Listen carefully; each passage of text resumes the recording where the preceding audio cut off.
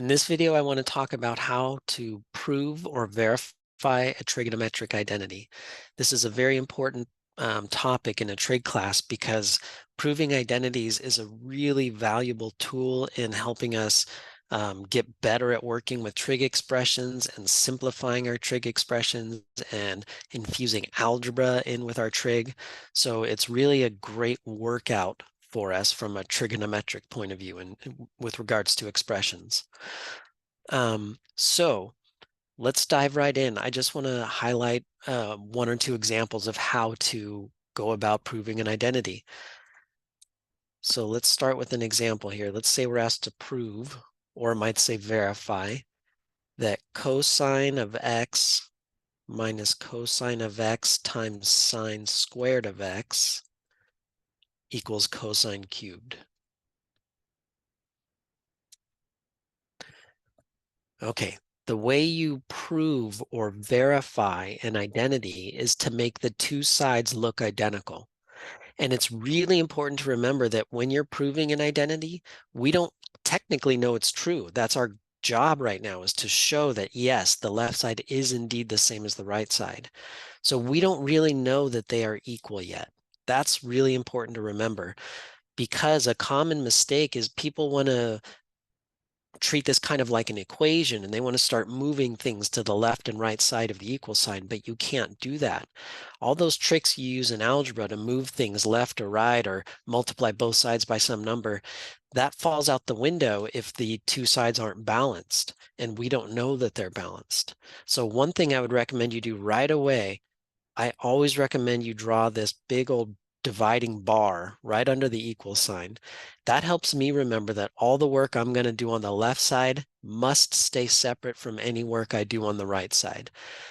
They simply have to look the same at some point. So you can work with the left side or the right side or both, and you will clean them up. You'll tweak them, clean them up, find some way to get them to match. And they don't have to end up looking like how they start.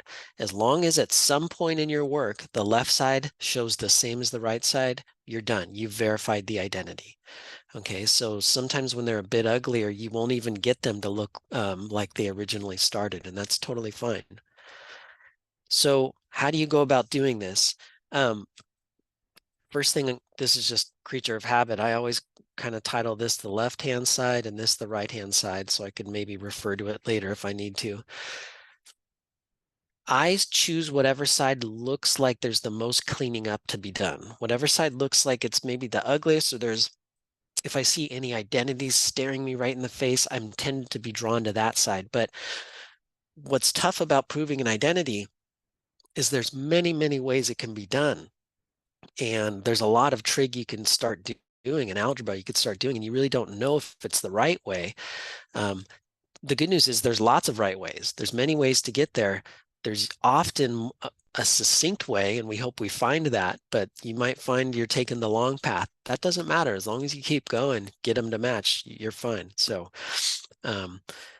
okay, so I'm looking at the left side. I see that there's most to be done on the left side, or at least I'm seeing things that I can do to clean this up. One thing I'm noticing is that I'm looking at two terms here. One term, two terms, right? Remember, terms are separated by a plus or a minus sign. And I'm noticing that those two terms have a cosine in common. And so in the interest of cleaning things up and making it short and sweet like the right side is, I'm going to factor that cosine out. So if I factor the cosine out of each piece, I get that. You could redistribute to check. And this is now catching my eye. This looks kind of similar to my Pythagorean identity. In fact, anytime you see a sine squared or a cosine squared, your spidey senses should be going off that the Pythagorean identity is at least accessible. It doesn't mean that we're going to want to use it, but it's there. But when I see a trig function squared and with a 1, I'm thinking, oh, that's Pythagorean identity. So I just wrote it off to the side. It's totally normal, and you're going to need to have scratch work, but keep it out of your proof. I even put it a little too close. I would actually just maybe have a separate sheet of paper to keep your scratch work. But 1 minus sine squared, I can get that out of this identity by moving this over. Cosine squared of x would be 1 minus sine squared. So I could replace that 1 minus sine squared here with a cosine squared. And you don't want to just do things aimlessly in a proof. You do get better at proofs because your eyes kind of get better at seeing where you want to go. Always before I switch something, I kind of look at the right side and say, is this going to help? Is it going to help to replace this with a cosine squared? Sometimes I don't know, but I don't have any other ideas, so I just go for it. But here I could see that, yeah, I think this is going to clean things up rather than make things worse. On the left, I get a cosine cubed. And I've got it. I've got the left-hand side to equal the right-hand side. So therefore, we have an identity.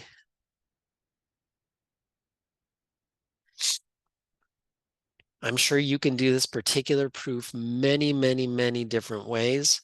They are all correct. One is not more correct than the other, even if this took 2 full pages to do.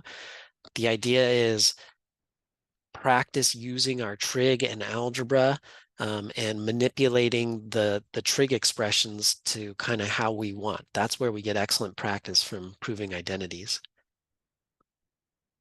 So let's try another one. Don't let yourself get frustrated by these. Really, if you kind of treat these like a little puzzle, they might border on becoming fun. So what if we were asked to prove sine over 1 plus cosine of theta plus 1 plus cosine of theta over sine of theta? Prove that that all is the same as 2 cosecant theta. Okay. So again, there's no moving things left or right. I tell you what a lot of people want to do when they see an equation, because that's what it looks like, and they've got fractions. People love to multiply both sides by the common denominator and clear out those fractions. I love it too. That is the right thing to do if you're solving an equation. But here we're proving an identity. So again, we don't know if the two sides are really balanced. If they're not balanced, then it's not going to be balanced when you multiply both sides by the common denominator. So don't forget that what's on the left must stay on the left. What's on the right must stay on the right. Again, you could work with either side, both sides, doesn't matter. Usually if I'm working on one side and I get stuck, I pause and I go see if there's anything I could do to the other side. It's also very common to be working on these, sort of just feel like you're kind of going down the wrong path and to just stop and bail. It's kind of hard to fix your path once you're on it, I guess I would say. So it's very common to just start over and try a different approach. That's not a fail at all. That's part of doing these. Anyways, looking at the left side, to me, the left looks a little more ugly.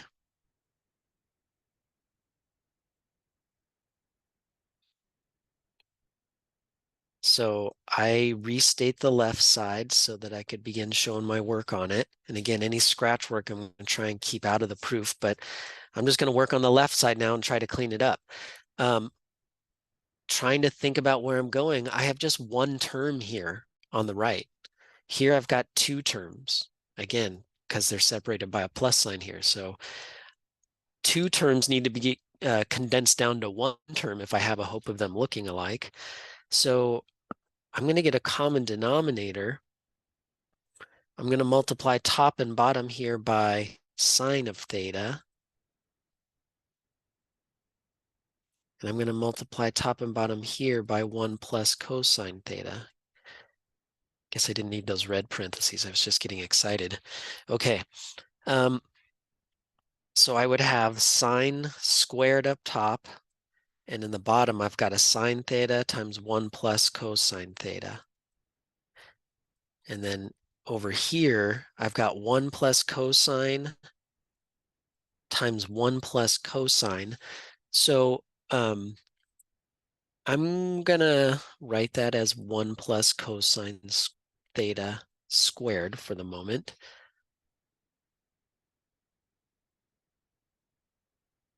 Okay.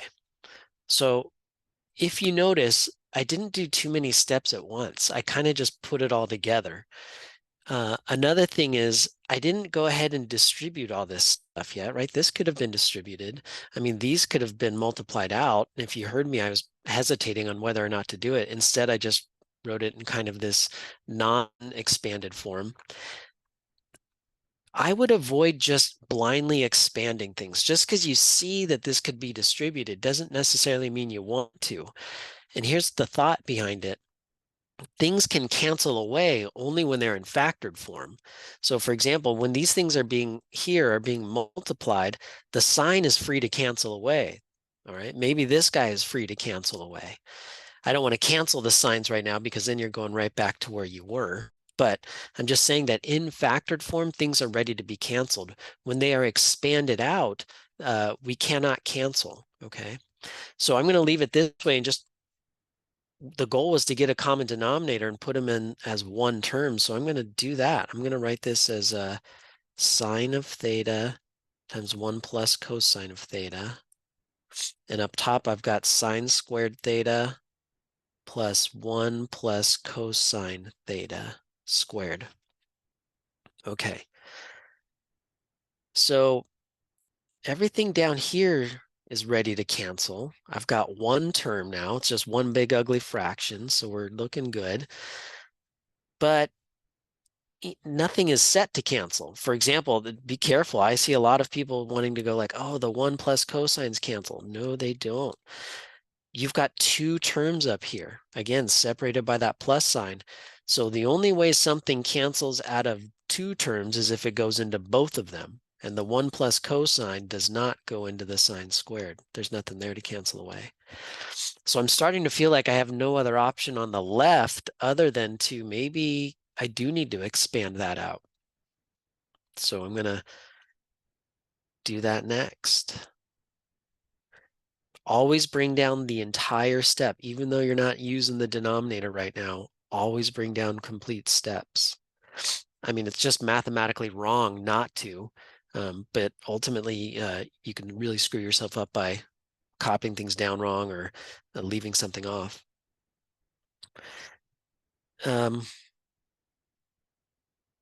Either you maybe have the special product rule to get that memorized, or you want to write it out twice and do all the distributing, however you like to do it.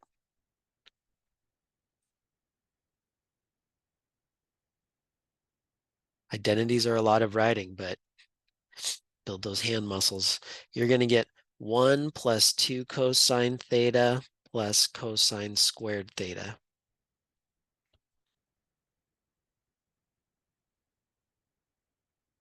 I mentioned earlier, when you see a sine squared or a cosine squared, spidey senses should be going.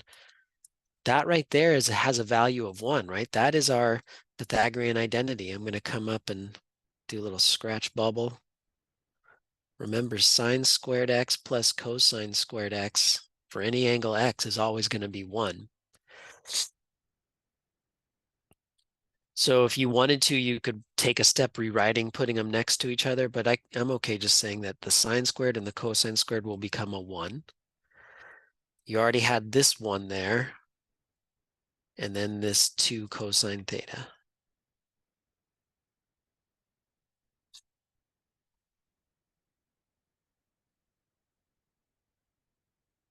I think we're getting there. So up top, we've got 2 plus 2 cosine theta over the denominator. Notice how you have two terms up top. They've got a 2 in common, so you could factor that out.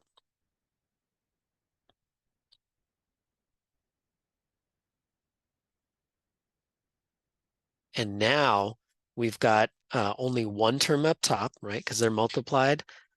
That means these 1 plus cosine theta can cancel away. So again, that's why we didn't really want to distribute the sine theta in there because it wouldn't have been ready to cancel away. We are left with 2 over sine theta. For good measure, we could say that this is like 2 over or sorry, 2 times 1 over sine theta. You don't really have to show this step. This is just if it helps to see where it comes from. But this is 2 cosecant theta. Boy, I hope that's the right-hand side. I think it was. Yes. So that was a very long, involved proof. And you know what? Maybe this wasn't the fastest way. There's many ways to do it, and maybe I didn't find the quickest way, but that's okay. As long as you keep going, you get there. There was really no need to do anything to the right side on this one. But again, it's not uncommon for the left side to look pretty ugly and the right side to look pretty ugly, and you got to tweak both of them. And at some point, if they match, you're good. So I would always kind of cap these off, say that you've done it. The left-hand side equals the right-hand side. Therefore, we have an identity. Don't get frustrated. Keep at them. They can be fun. Keep up the good work.